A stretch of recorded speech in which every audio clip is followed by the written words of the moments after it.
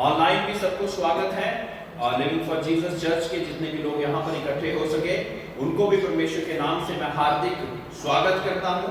आपका स्वागत है कि आपने अपने कीमती समय को निकालकर परमेश्वर के भवन में पहुंचे हैं ताकि परमेश्वर के राज्य में आप और बढ़ सकें।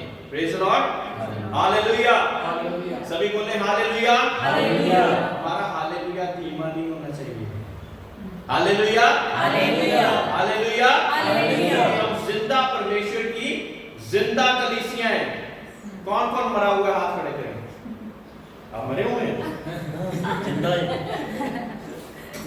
अब बोले कौन कौन जिंदा है वो हाथ खड़े करें। तो जिंदा परमेश्वर की हम जिंदा संतान हैं तो हम फिर हंसते मुस्कुराते और हमारे अंदर वो जोश भरा रहेगा, लेकिन जोश के साथ होश भी हमेशा रखना है, ये याद रखना, ठीक है। यानी कि जोश जोश में चलते रहना है, इसके साथ होश होना भी बहुत ज्यादा जरूरी है। Praise the Lord, hallelujah. पांचवें, हमारा पिछली बारी हमने अपने गुप्त कामों को त्यागने के बारे में सीखा था, जो कि चौथे अध्याय में लिखा गया है। गुप्त काम जो कि परमेश्वर को ही पता है और किसी को दुनिया में नहीं पता, लज्जा के काम है वो, हम किसी को बता भी नहीं सकते। उन कामों को परमेश्वर चाहता है कि हम त्याग कर परमेश्वर की नजदीकी में बढ़े, है ना। कई काम तो होते हैं जिनको सारे लोग देख रहे हैं और अच्छा और बुरा वो सोच सकते हैं कि क्या है।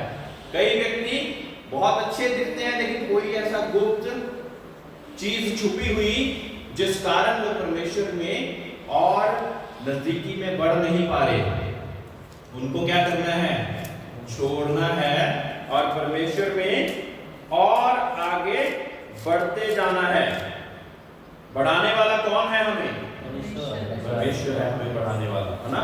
इसलिए हमने पढ़ा था चौथी अध्याय में, दूसरा ग्रंथ चौथे में, कि मिलावट वाला वचन मैं नहीं दे सकता। कोई देता हो तो मैं उसको जज भी नहीं करना चाहता। मिलावट वाला वचन मैं आपको सुनाना नहीं चाहता। अब हमने पापी कामों को साइड में रख के इस चैप्टर में हमने क्या सीखा है कि हमने गुप्त कामों को भी छोड़कर और कोई भी बात मिलावट वाली नहीं बोलनी। कई लोग परमेश्वर का वचन सीखते सीखते सोचते कि हमें बहुत कुछ आ गया और अपनी बुद्धि के साथ किसी को कुछ भी बोलना शुरू कर देते हैं। नहीं मेरे प्रियो, सारी बुद्धि इसी में ही है, इसके बाहर मत जाइए, इसके बाहर मत जाइए, नहीं तो कंफ्यूज हो जाएंगे, परेशान हो जाएंगे और कुछ का कुछ और बोल देंगे। हर एक संसार के क्वेश्चन का, सवाल का उत्तर इसी में है, तो मिलावट करने की क्या जरूरत है।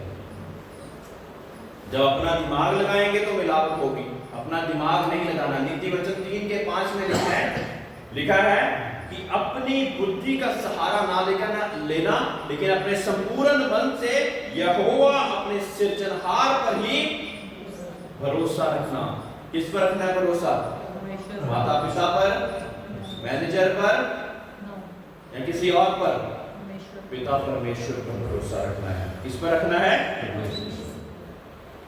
7वीं आयत में लिखा, परंतु हमारे पास वह धन मिट्टी के बर्तनों में रखा है कि ये असीम सामर्थ हमारी ओर से नहीं वरन परमेश्वर की ओर से ठहरे। ये बड़ा धन जो कि परमेश्वर के वचन है, इन मिट्टी के बर्तनों में रखा है कि नहीं रखा?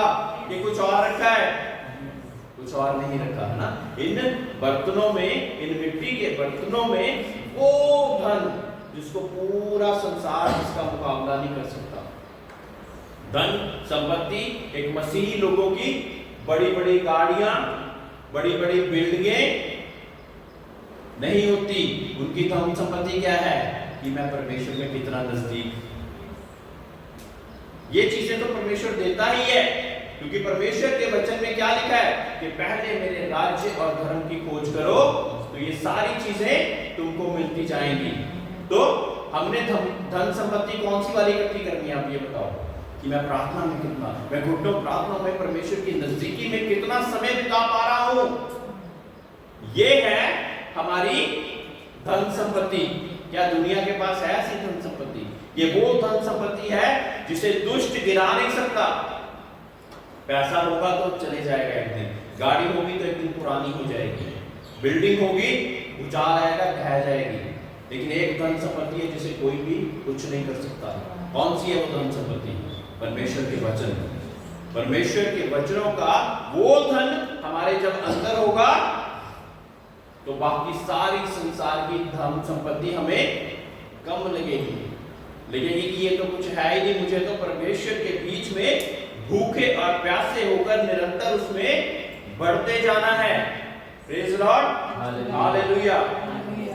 5वें अध्याय में बहुत अच्छी चीज लिखी है, क्योंकि हम जानते हैं कि जब हमारी पृथ्वी पर का डेरा सरीखा घर गिराया जाएगा तो हमें परमेश्वर की ओर से स्वर्ग पर एक ऐसा भवन मिलेगा जो हाथों से बना हुआ घर नहीं परंतु चिरस्थाई है।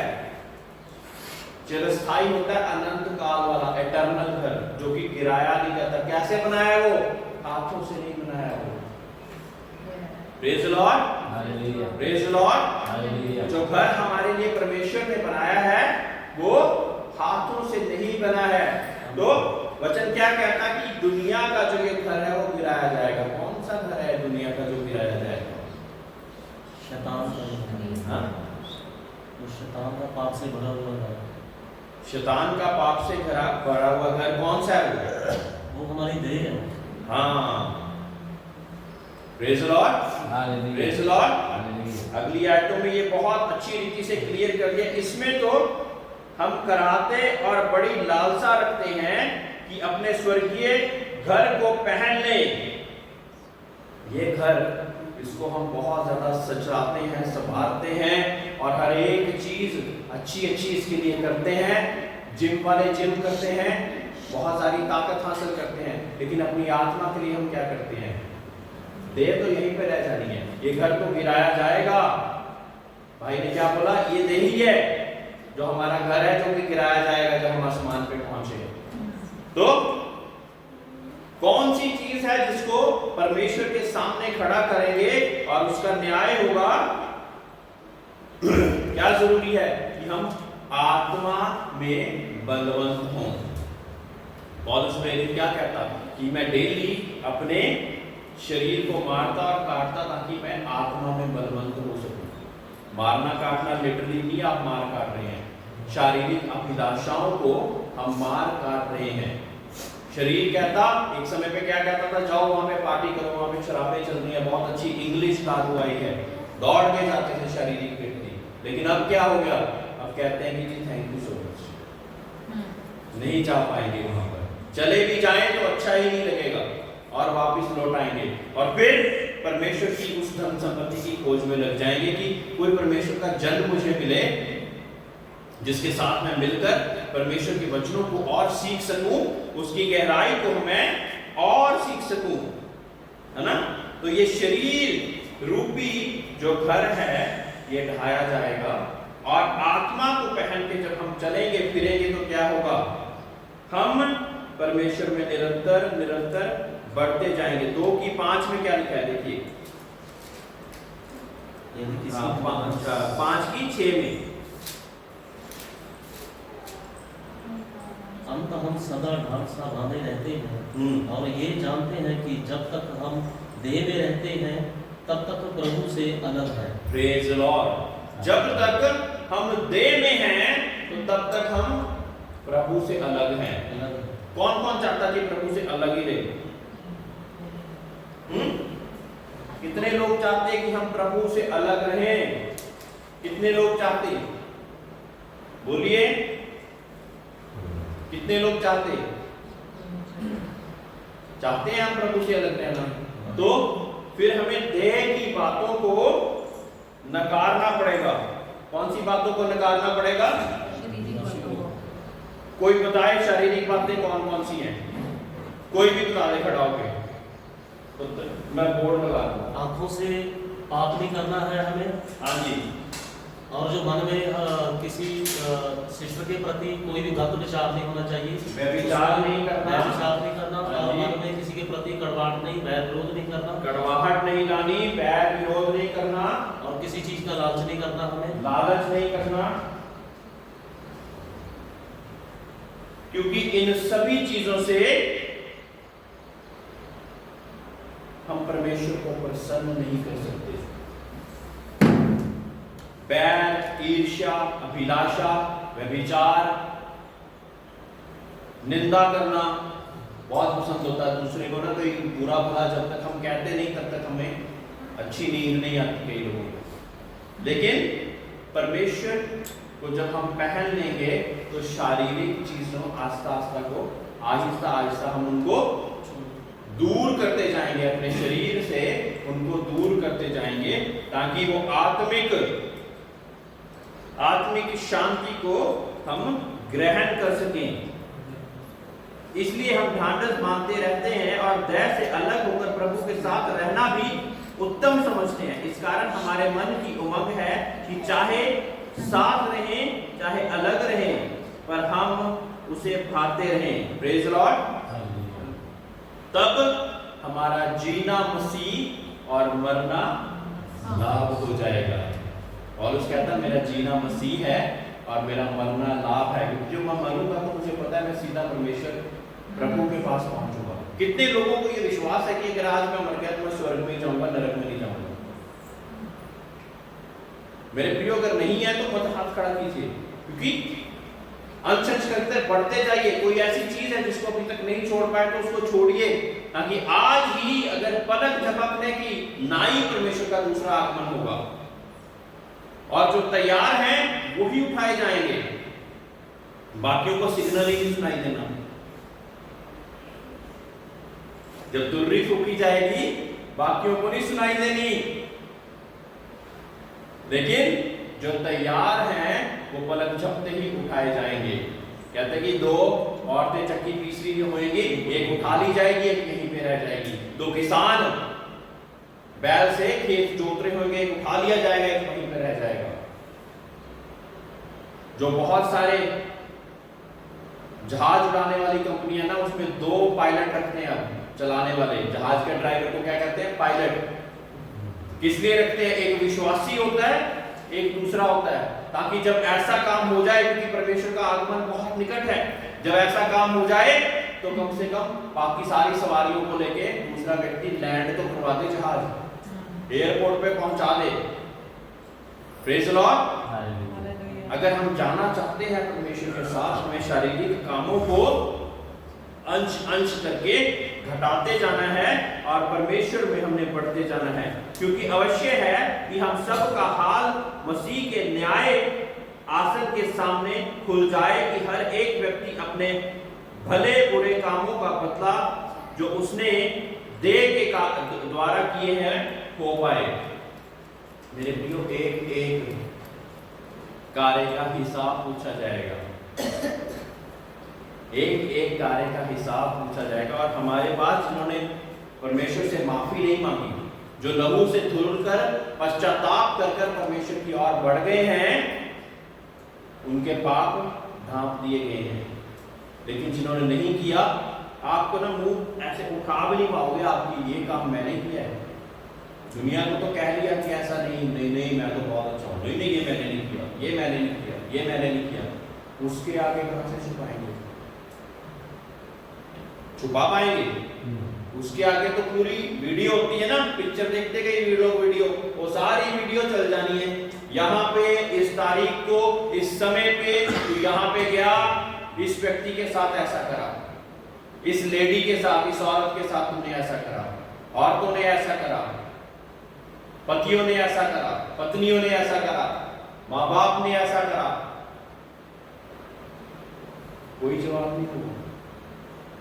इसीलिए आज हम जितने हैं परमेश्वर की नजदीकी में ऐसे बढ़ जाएं कि हमारे यीशु मसीह के द्वारा हमारे पाप क्षमा हो जाएं, ताकि जब वो न्याय का दिन आए तो हम उसमें धर्मी ठहरे। Praise Lord. 5 की 12वीं आयत में, हम फिर भी अपनी बढ़ाई तुम्हारे सामने नहीं करते, वरन हम अपने विषय में तुम्हें घमंड करने का अवसर देते हैं कि तुम उन्हें उत्तर दे सको जो मन पर नहीं वरन दिखावटी बातों पर घमंड करते हैं। दिखावटी बातें कौन सी हो सकती हैं? मेरे पास ये है, मेरे पास वो है, इन बातों पे घमंड करेंगे क्या हम? कब तक करते रहेंगे? साथ ले जाओगे क्या? हाँ, क्या क्या साथ ले जाएंगे? अच्छा ये बताइए, कौन कौन सी साथ? हम सोना चांदी, बड़े बड़े घर, बड़ी कार, मर्सिडीज, है ना, 70 लाख से शुरू होती है उसके रेट, वो ले जाएंगे साथ?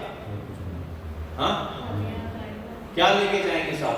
खाली आता है, खाली से आए हैं और खाली ही जाएंगे। लेकिन उसके बाद एक न्याय होगा, और जो परमेश्वर के बचाए हुए, परमेश्वर के अनुसार चलने वाले लोग हैं, उनका परमेश्वर स्वागत करेगा। कहां पे? स्वर्ग में, जहां पे हमारा असली घर बनाया गया है, जो कि हमने पहली आयत में पढ़ा, हाथों से नहीं बना। सोचो कि अगर हाथों से नहीं बना, वहां पे लिखा नहीं है, अगर हाथों से नहीं बना तो वो किसने बना, कैसे बना होगा? कोई इसका उत्तर दे। जो हमारा आसमानी घर है, यहां पे लिखा कि हाथों से, वो उस घर के पास हम जाएंगे जो कि हाथों से नहीं बना। सोचिए वो कैसे बना होगा अगर हाथों से नहीं बना? वचन से एक दिन करके बढ़िया सारी चीजें बन गई, एक दिन करके। बहुत बढ़िया, राजेंद्र भाई के लिए तालियां। मेरे प्रियो, जो परमेश्वर है ना, वो वचन के द्वारा सारी चीजों की रचना कर देता है। Praise the Lord, praise the Lord. जैसे उसने सूरज, आसमान, पृथ्वी, चांद, सितारे, पेड़, पक्षी, हर एक चीज को अपने वचन के द्वारा बना दिया, तो क्या हमारे और आपके लिए वचन के द्वारा घर नहीं बना सकता? इस व्यक्ति के ऐसे कर्म थे, ऐसा ऐसा काम इसने करा, इसके लिए ऐसा करके ऐसा घर बना दो, और वो बन जाएगा। Praise the Lord. और सुनहरे अक्षरों में आपका नाम वहां पे लिखा होगा। Praise the Lord, praise the Lord, praise the Lord, hallelujah. आप सोचोगे, हो सकता है कि जो यहाँ पे बड़े बड़े लोग आपको दिखते, उनका घर छोटा सा हो। जो लोग बिल्कुल गरीब लेकिन परमेश्वर में बहुत ज्यादा मजबूती के साथ चलते रहे, तंगी, मुसीबत, परेशानी, नंगाई, अच्छाई, ये सारी चीजें चलती जा रही, लेकिन परमेश्वर में बड़े मजबूत हैं, उनका घर इतना बड़ा होगा। हाँ, वो लोग कहेंगे ये तो दुनिया में तो ये बहुत बड़ा था, इसका यहाँ पे तो घर छोटा सा है। लेकिन जो लोग नम्र हैं, दीन हैं, उनके घर परमेश्वर बहुत अच्छे वहां पे बनाए होंगे। Praise the Lord, hallelujah.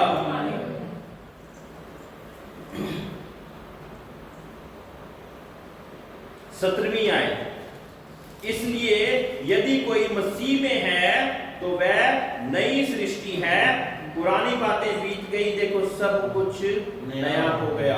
मेरे प्रियो, जब परमेश्वर और उसके लोग दुनिया में भी हमें देखें तो ये ना देखें कि ये तो पहले भी ऐसा ही था, अब मसीह में आके क्या परिवर्तन हुआ? कुछ भी नहीं। पुरानी बातें बीत गई, सब कुछ नया हो गया। अब हम बहुत सी चीजों को सह लेते हैं, प्रेम के साथ, नम्रता के साथ, संयम के साथ, धीरज के साथ, और ये सारी चीजों के साथ अपने निर्णयों को लेते। जब कोई बहुत ज्यादा सताने वाला भी आता तो हम सताए नहीं जाते, हम परेशान नहीं होते। यीशु मसीह जब बहुत बड़ा तूफान आया हुआ, चेले घबरा गए कि हम डूबते जा रहे हैं, वो सोया हुआ था आराम से, उसको परवाह थी किसी चीज की, क्योंकि पता है मैं कौन हूं। Praise the Lord, hallelujah. उसको पता था कि मैं कौन हूं। क्या आपको पता है आप कौन है? कई बार नहीं पता होता, और हम दुनिया के अनुसार उसी हिसाब से चलते फिरते रहते हैं। मेरे प्रियो, मैं एक एग्जांपल देना पड़ूंगा, एक उदाहरण देना चाहता हूं। कोरोना के समय पे बहुत से परमेश्वर के साथ चलने वाले लोग, फोन आता था, आपको पता, आपके दूसरे तीसरे घर में, मैं अमन सिटी में रहता था, वहां पे कोरोना का पेशेंट पाया गया। मैं क्या, फिर क्या हो गया? नहीं, आपको वो देखना चाहिए।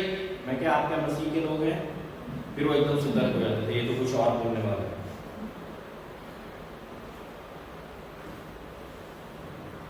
जब आप मसीह के लोग हैं तो ये डर और भय और दुनिया की बीमारियां इससे आप पर हावी हो सकती हैं। कई लोगों पर बीमारियां आई लेकिन वो आईसीयू में गए, वहां पे परमेश्वर का नाम पुकारा और परमेश्वर उनको बाहर निकाल के लेके आ गया। Praise the Lord. जब परमेश्वर के नाम को पुकारा उसने मुझे शर्मिंदा नहीं होने दिया। क्या मेरी गवाही ये है? आज कहीं से और कॉल आता था, वहां पे ये हो गया, वहां पे वो हो गया। ये सारी चीजें होनी है। अभी तो एक झलक दिखाई है, ऐसे कोरोना जैसी चीजें बहुत सी हो सकती, लेकिन तब हमारा परखा जाना होगा। क्या हम उस समय पर परमेश्वर में मजबूत पाए जाते कि नहीं पाए जाते, या हम भी डूब जाते दुनिया की तरह? मेरे प्रियो, अगर हमारे अंदर भी वही डर, वही कंपन और वही सारी चीजें आती हैं तो क्या होगा? कोई फर्क नहीं बाकी में और आप में। परमेश्वर का वचन कहता है जब देश देश पे चढ़ाई करे, भाई भाई का ना रहे, माँ बाप एक दूसरे के बैरी हो जाए, माँ बाप बच्चों के बैरी हो जाए, और ऐसी अलग अलग चीजें, लड़ाई झगड़े बैर ईर्ष्या, ये सारी चीजें बढ़ती जाए, और तुम देखो कि बहुत ज्यादा भूकंप आ रहे, ये सारी चीजें आ रही, तो परमेश्वर के नाम से शांत खुश हो जाना, खुश हो जाना, क्योंकि परमेश्वर का राज्य निकट है। परमेश्वर का राज्य निकट है। Praise the Lord, praise the Lord, hallelujah. मेरे प्रियो, अंत के समय में आज कई देशों में 666 का नंबर यहाँ पे माथे पे और यहाँ पे हथेली पे काटा जाने लग चुका है। एक चिप काट दी जाएगी, उसी के द्वारा आपको राशन मिलेगा, उसी के द्वारा मॉल में एंट्री मिलेगी, किसी दुकान में एंट्री मिलेगी, उसी के द्वारा सिलेंडर, हर एक चीज उसी से मिलेगी। लेकिन वो शैतान की मोहर है, लगवा मत लेना। दुआ करें कि उससे पहले हम परमेश्वर के आगमन में उठाए जाएं, ताकि वो संकट हो, कष्ट हो, कलेश हमारे ऊपर ना आए। और परमेश्वर चाहता है ये कि आप उन मुसीबतों से पहले उठा लिए जाएं। Praise the Lord, hallelujah. झूठा मसीह, एंटी क्राइस्ट, कहते कि बड़े बड़ी जगहों पे आके खुद बैठ जाएगा और कंप्यूटर के जरिए हर एक बंदे की जिंदगी कंट्रोल करने की वो सोचेगा। आज भी आधार कार्ड के द्वारा गवर्नमेंट चाहे तो आपको कहीं पे भी ट्रैक कर सकती है कि आप कहां पे क्या कर रहे हैं। जब वो चिप डाल दी जाएगी तो और भी अच्छी तरह कहां पे बैठा हुआ है सुरेंद्र रामकिशन, कहां बैठा हुआ, वो चिप के द्वारा उनको पता लग जाएगा। पहुंच जाओ, उसको भस्म कर दो। उसने परमेश्वर का राज्य चुना है और नजदीक नहीं आना चाहता, वो हमारे अनुसार नहीं चलना चाहता। अभी तो बहुत सारी चीजें शुरू होनी है मेरे प्रियो, इसलिए अभी से इतने मजबूत हो जाए वचन में, ताकि परमेश्वर के पहले आगमन, जो ये दूसरा आगमन होना है, उठाए जाएं। पहला आगमन कौन सा था? जब प्रभु यीशु मसीह ने दुनिया में जन्म लिया था, मेरे और आपके पापों को उठाकर कुर्बानी देकर मेरे और आपकी मुक्ति का उद्धार का कारण बन गया। दूसरा आगमन कौन सा होने वाला है? जब वो राज सिंहासन पर वो दंड अपने हाथ में पकड़कर राज करने वाला है। क्या हम उसके साथ राज करना चाहते हैं कि नहीं? आज सोच लें। राज करने के लिए अभी बहुत सारी चीजों को अपने जीवनों में सुधारना पड़ेगा। बहुत सारी ऐसी चीजें जो कि परमेश्वर को नहीं पसंद, लेकिन दुष्ट की मन पसंदा है, उसको बहुत ज्यादा पसंद है। आपने किसको पसंद करना है? आज चुनाव ले लीजिए, आप खुद चुनाव ले लीजिए। वचन क्या कहता है 5:17 में, दूसरा ग्रंथी 5:17 में, पुरानी बातें बीत गई, सब कुछ नया हो गया। मेरे प्रियो, कुछ नया नहीं करना, सब कुछ करना आहिस्ता आहिस्ता। मैं सोचता हूं कि हो जाएगा, लेकिन जिसने अभी एक भी कदम ही नहीं उठाया उसको सुधारने के लिए, उसका कुछ नहीं हो सकता। अगर हम सुधरना चाहेंगे तभी तो सुधार पाएंगे। Praise the Lord, praise the Lord. मैं एक उदाहरण देना चाहता हूं। कई देशों में कुछ ड्रग्स की खेती होती है, वहां पे वो इलीगल नहीं है, गवर्नमेंट पकड़ के नहीं ले जाएगी, वहां पे लीगल है वो, तो वहां पे वो अवैध नहीं है वहां पे। तो वहां पे वो गवर्नमेंट उनको सजा नहीं देती, तो उसको वो करना, उसको वो पाप नहीं समझते, उसको बुरा नहीं समझते। लेकिन इसका मतलब ये नहीं कि वो पाप नहीं है। Praise Lord. मैं आपको यही बताना चाहता कि जब तक हम ये समझते रहे कि जो मैं कर रहा हूं वो सही है, सही है, सही है, तब तक आप सुधारेंगे कैसे? इसलिए वहां के लोग उसको पीछते हैं, उसकी खेती करते हैं, क्योंकि कोई कहने वाला नहीं कि ये गलत है। आज आप परमेश्वर के भवन में आए हैं और बहुत सी चीजें हमें सुधारने के लिए बोला जा रहा कि ये परमेश्वर के राज्य में अवैध है, इलीगल है, ये अच्छा नहीं, इसको छोड़ दें। ताकि ये सारी चीजें छोड़कर, आज तो बुरी लग रही हैं, लेकिन जब वो स्वर्ग राज में अपना घर देखेंगे ना जब, तो याद शायद करें आप कि पास्टर साइमन ने कुछ ऐसी बात बोली थी, शुक्र है मैंने उस समय में उनकी बात सुन ली। और कई लोग जा रहे होंगे जो नरक में, वो कहेंगे कि मुझे तो बहुत बार बोला था, एक पादरी ने नहीं, मेरे तो पता नहीं अलग अलग बार सतर्क करते गए, वो मैंने छोड़ा ही नहीं। Praise Lord, hallelujah. 5:19 आयत, अर्थात मिलाप कर लिया और उनके अपराधों का दोष उन पर नहीं लगाया। मेरे प्रियो, आपको पता परमेश्वर पाप से घृणा करता है और पापी से नहीं घृणा करता, पापी को उसके बीच में से पाप निकाल देना चाहता है। और पाप निकालने का जब कोई और कारण नहीं मिला तो उसने अपने इकलौते पुत्र को भेज दिया, क्योंकि वो हमारे लिए वो पाप बन जाए और सारी आज्ञाओं को निभाकर हमारे लिए वो बलिदान हो जाए, ताकि परमेश्वर के जो नियम है उसका पालन कर कर हमारे लिए उद्धारकर्ता, एक मुक्तिदाता होकर हमारे सामने एक मार्ग की तरह खड़ा हो जाए, एक सत्य की तरह, एक जीवन की तरह। ताकि अब जब हम उस पर विश्वास करते तो प्रभु परमेश्वर हमें डायरेक्टली नहीं ये देखता, वो किसके द्वारा देखता? ये प्रभु यीशु मसीह के लहू के द्वारा धो दिए गए हैं, धो दिए गए हैं। इसीलिए हम उसके राज सिंहासन के सामने खड़े होने के योग्य ठहर जाते। Praise Lord. इसीलिए हम उसके राज सिंहासन के सामने खड़े होने के योग्य ठहर जाते। Praise Lord.